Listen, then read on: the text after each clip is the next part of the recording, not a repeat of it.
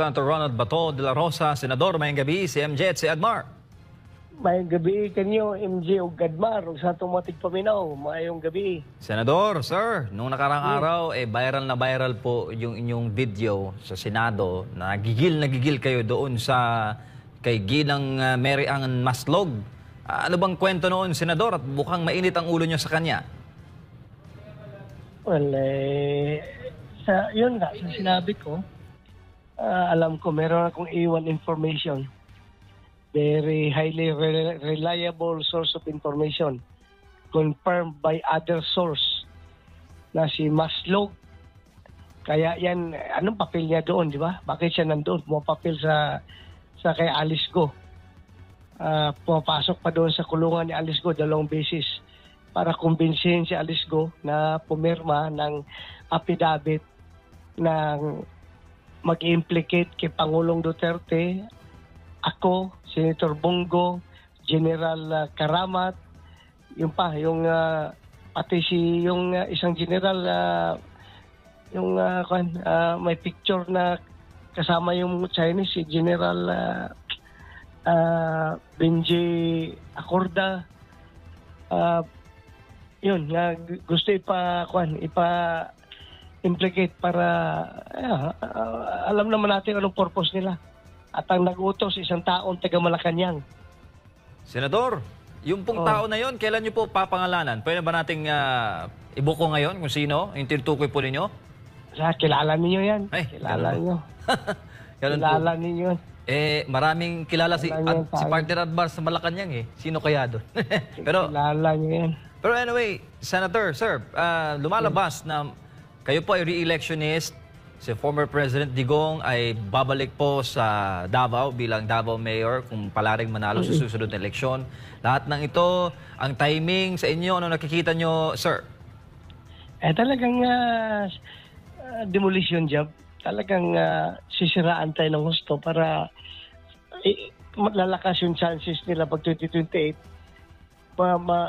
Hoping na hihina ni si Inday Sara, si BP Sara kapag na-demolish lahat kami. Maapektuhan din yung chances ni BP Sara. So yan ang pinaka-grand design. Opo, lalo po, Senador, na bukod po sa Senate, meron din pong quad investigation sa House of Representatives. Talagang hinahabol, Senador, lahat ng mga may kaugnayan sa mga Duterte. Kaya nga ibang klase na, no? Ang pinapaniwalaan na nila yung drug lord, drug lord na yung kanilang pinapaniwalaan para idiin yung mga Duterte allies, ha? Drug lord na kanilang person. Opo. Sir, nabanggit po ninyo sa video na nagba-viral na ipipin down nyo po ninyo itong si Mary Ann Maslog. Maaari po ba ng maraming malaman, sir, kung kailan po ninyo ito balakawin? Excited po yung taong bayan sa inyo pong susunod na hakbang. Ay, sabi ko, ibig sabihin doon na mapin down ko siya sa kanyang papel na ginagampanan bilang inuutusan ng taga Malacanang na para papirmahin ng affidavit si Alice Go. Yun, pin down sa doon dahil wala siyang kawala doon. Dahil very reliable yung aking informasyon. Sir, sa pagkakalat po ninyo, bilang dati rin pong hepe ng Philippine National Police, na-monitor na ba ninyo itong si Mary Ann Maslog doon, sir, doon kayo pa ay Chief PNP? At may alam po ba kayo sa pagkatao ho nito? Marami po kasing reports na itong ginang na ito ay dineklara ang kanyang sarili na patay na, kaya hindi po siya mahabol-habol ng mga otoridad.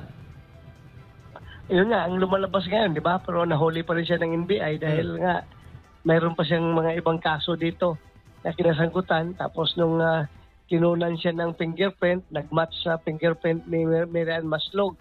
At saka talagang konfirmado na siya si Mary Ann Maslog, hindi siya si Jessica, yung gamit niyang bagong pangalan. May pangalan siyang bago eh. Ginagamit niya doon sa Amerika, nagtago siya sa Amerika.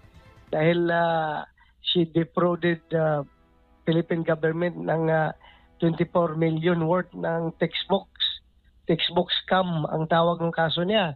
At na ngayon lang after nung hearing, nagtawag sa akin yung mga tao na dati na lumapit sa akin, nagpatulong dahil na biktima rin sila ng ilang milyong pesos noon itong Merian Maslog noon pa.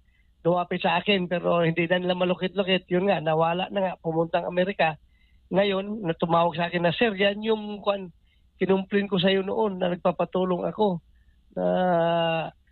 Ilang milyon yung nakuha sa akin, sir. Tapos marami pang nagkuhan din sa akin, nagtatitik sa akin mga taga Bukidnon, taga Cagayan, nagsabi na talagang ang dami yung nabiktima yung babae na yan. So, Hustler talaga, hustler. con artist ba siya, Senador? Con artist talaga, super con artist. Kayo po ba yung magsasagawa rin ng investigasyon? Kasi sa inyo pong account, marami po nagreklamo dito kay Maslog. Ay, yung mga reklamo naman nila, ina-actionan na ng NBI, at saka si IDG. Kaya nga siya, nakakulong ngayon, di ba?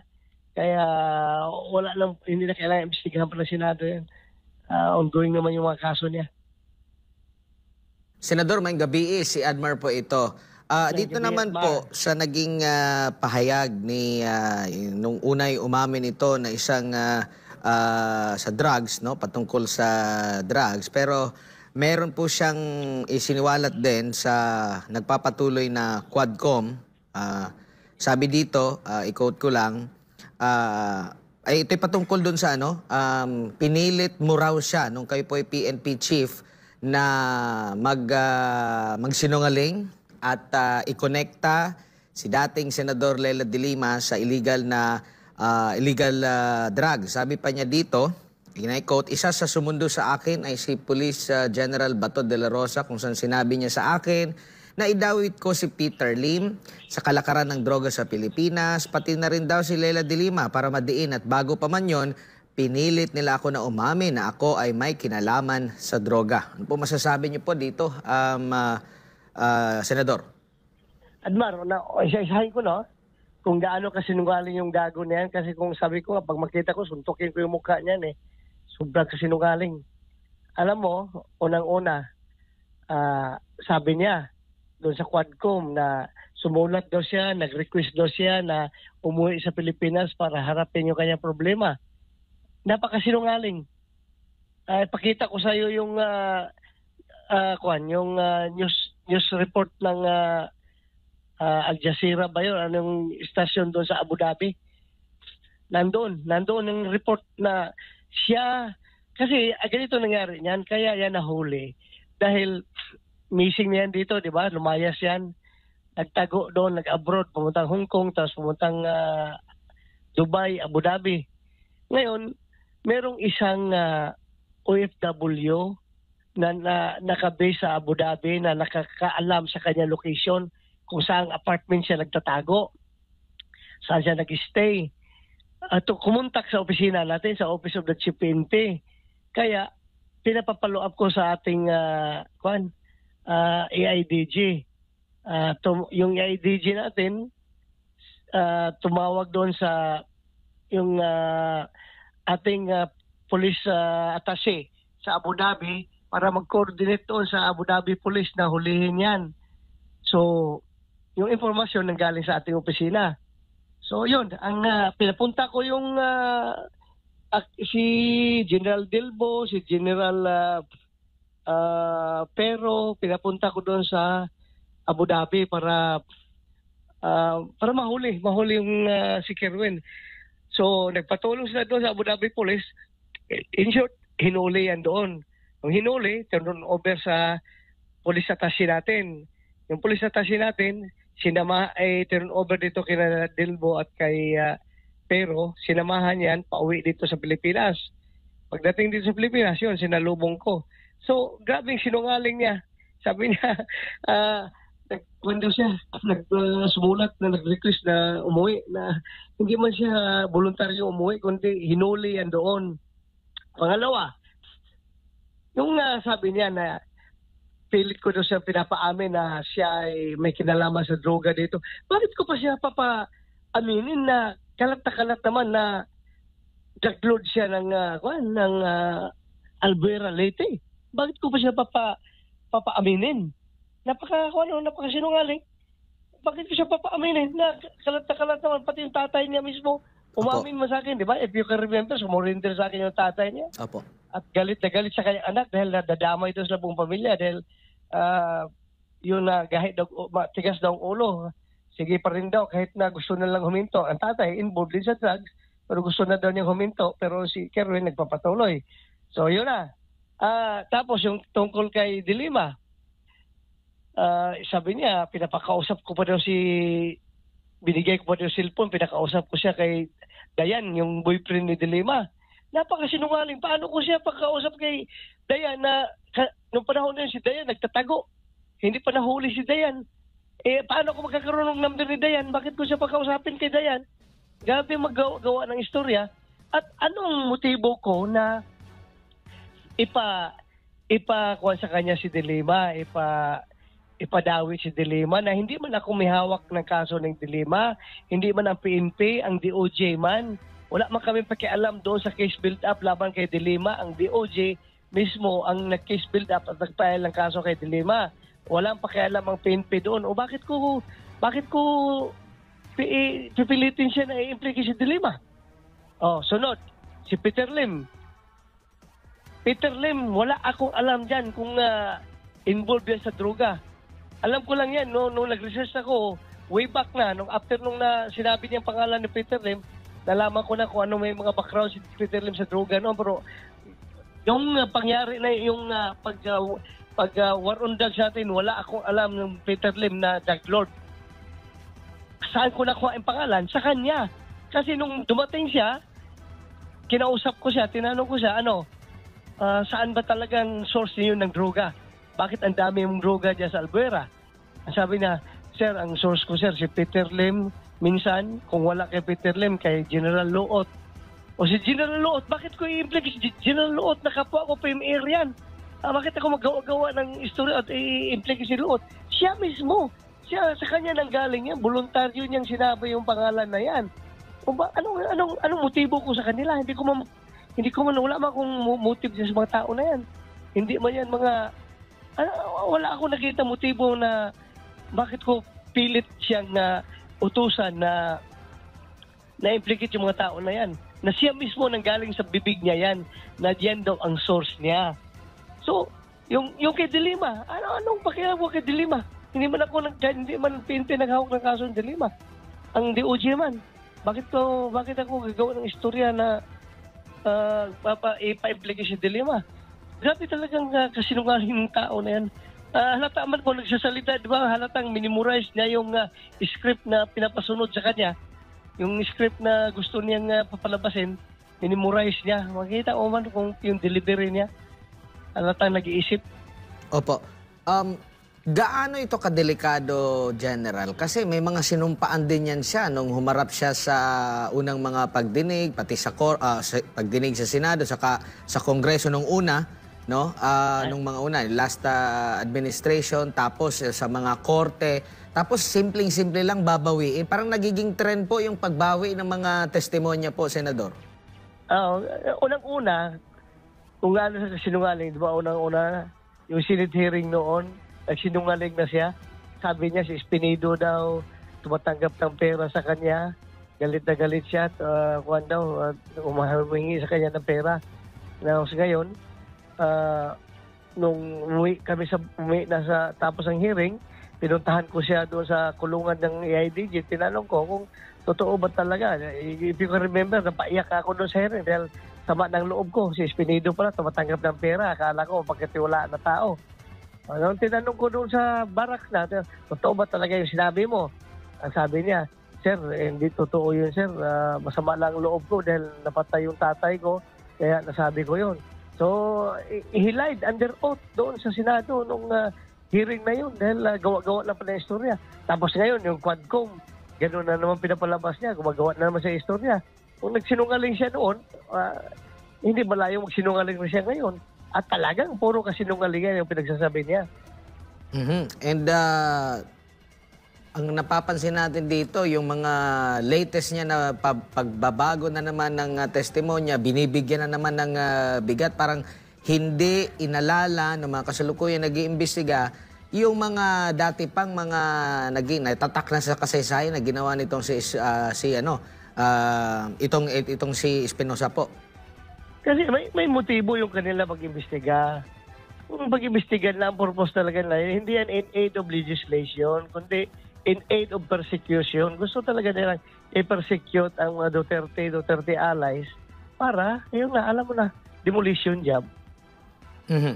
May recent naman ngayon din, ito namang naging pahayag po ni dating PCSO General Manager, dating police din, si Garma. At nag-iba na naman din siya ng tono at ang kanyang sinabi po ay hiniling daw sa kanya ni dating Pangulong Rodrigo Duterte na magkaroon ng isang police official nung police pa siya na maghanap ng police officer na kayang magpatupad ng war on drugs na kagaya doon sa Davao City at ito po'y gagawin sa national scale. At sinasabi niya rito na pag nakapatay daw ng mga drug suspect ay bibigyan ng reward. Ano pong masasabi niyo ukol dito, Senador? Ewan ko, kasi hindi ko man talaga hawak yung tao na yung babae na yan. Hindi man talaga yan, hindi man close sa akin yan. Hindi, ang relationship namin is normal lang. Bilang chief PNP to a subordinate, yun lang ang aking treatment sa kanya. Wala akong special relationship yan. Nung na-assign yan dito sa Davao, nung nag-city director ako, wala na yan dito sa Davao. Dati yan, na-assign kaya naging kaibigan ni Pangulong Duterte dahil assign yan dito sa Davao noon. Pero nung nag-city director ako, wala na yan dito sa Davao. Pero ang naalala ko, Senador, kasi matagal din akong nag-cover sa inyo nung kayo po ay hepe pa ng Davao City Police Office. Kayo po yung isa sa mga pinagkatiwalaan dito sa Tok-Tok Hangyo. At kayo po yung nanguna. So, kung pagbabasehan natin itong sinabi ni Garma, nitong bago na pinahahanap daw siya ni PRRD ng pulis na kayang mag-implement ng war on drugs sa Davao, sa national scale, kayo po yung isa sa mga nanguna doon sa bakit kailangan pa na maghanap na kayo ang nanguna dyan sa Davao City sa war on drugs and at the same time, naging PNP chief din po kayo at in-implement nyo itong style ninyo sa Davao sa war on drugs sa national scale. Hindi ko alam kung ano yung pinagsasabi niya. Hindi ko alam talaga. Hindi ko narinig, hindi ko pa nakita kung anong sinasabi niya. Kasi yung sabi niya dito, during our meeting, he requested that I locate a Philippine National Police Officer or operative who is a member of the INC, indicating that he needed someone capable of implementing the war on drugs on a national scale, replicating the Davao model. This Davao model was referred to the system involving payments and rewards. The Davao model involves 3 levels of payments or rewards. First is the reward if the suspect is killed. Second is the funding of planned operation or co-plans. Third is the refund of operational expenses. Ito yung naging naging pahayag dyan po sa Quadcom. Ay, member ng INC. Yung sabi niya? O parang pinapahanap siya na dapat member daw ng INC. Member ng INC. Oo, na kayang mag-implement. Baka iba na naman ibig sabihin niyan. Baka si ibang official na naman. Di ba nag-member ng INC? Eh yun nga po, kung maghanap ng kayo po yung pinaka-the best talaga. Pero ano po yung at the end nito, Senador, ano yung nakikita ninyo dito? Dali. Kung ako yun, how come na yung isang police major, siya ang tatanungin ng presidente kung sino ang magiging si PNP? Yun ba ibig sabihin nun? Yung parang sir, parang inutusan siya na maghanap ng police officer daw na kayang mag-implement ng war on drugs sa national scale. Yung modelo is yung Davao City. Kaya nga ang sabi ko, di ba kayo po, Senador, ang Davao City Chief. Bakit kailangan pang dumaan kay Garma para maghanap? Kayo yung talagang nanguna doon sa Oplan na Tokhang, doon sa Davao. Yun nga. Hindi ko alam kung bakit niya sinabi yan. Sir, wala po ba kayong balak na maghain ng mga kaso o babalikan, lalo na itong si Espinosa, para talaga once and for all? Kasi may mga nagbablog din, sir, na naghahanap ba ng, kumbaga, bawi ninyo sa mga ginagawa ngayon na investigasyon against you, Senator Bongo and former President Duterte. Hindi na kailangan yan kasi it's his word against my word. Eh kung titingnan natin yung kredibilidad, saan maniniwala dapat ang tao? Doon sa former chief PNP na naging senador na o doon sa isang drug lord? O, saan dapat maniwala ang tao? Bakit hindi ko kailangan ng kaso-kaso? Eh, kapoy-kapoy lang yung kaso-kaso na yan. Hindi ko na kailangan ng kwan. Hindi man tayo mahilig dyan sa kaso-kaso na yan. Pero sa nakikita niyo, Senador, ito'y possible na hakbang na mga kumakalaban po sa mga Duterte at lahat ng konektado sa kanya, considering malapit na ang midterm election dahil malakas din po kayo sa mga survey din. Ano pa? Yan talaga yan. Demolition job talaga. Sir, meron po pahayag si Pangulong BBM doon po sa sinabi po ninyo na isang opisyal ng Malacanang nasa likod nitong kay Mary Ann Maslog. Sabi niya, I don't know who that person is. Your thoughts on that? Mabuti hindi niya alam.